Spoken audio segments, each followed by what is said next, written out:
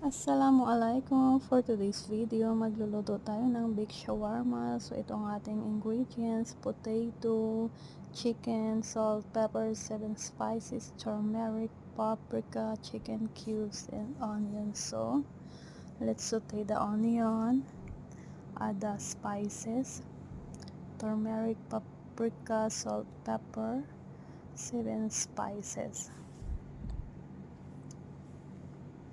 Then, add the chicken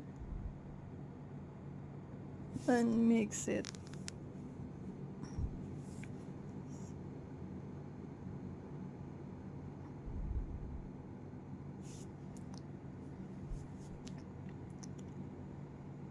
So for our sauce, we have white cheese and cream.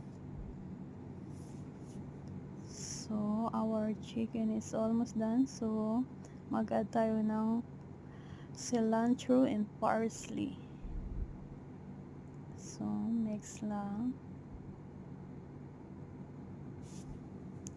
Ganyan lang ang itsura ng ating chicken. So ang ating potato na nilagay sa air fryer, ayan na siya. Spread lang natin sa tray. Then gagawa tayo ng sauce. White cheese,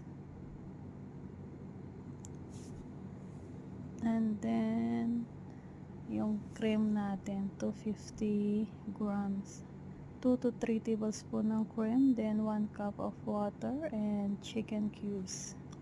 So blender lang natin.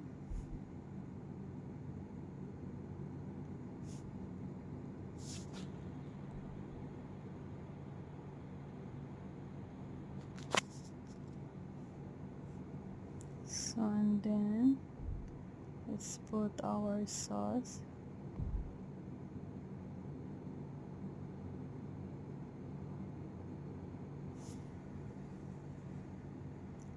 Ganyan lang siya kasimple. Then i-oven natin siya.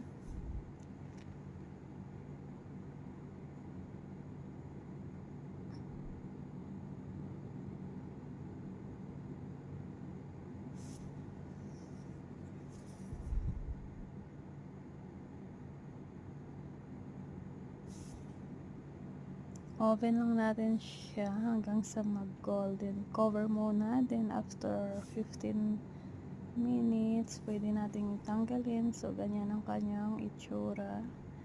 And then, ayan, luto na siya guys. Ganyan lang kasimple ang ating shawarma, baked shawarma. Thank you!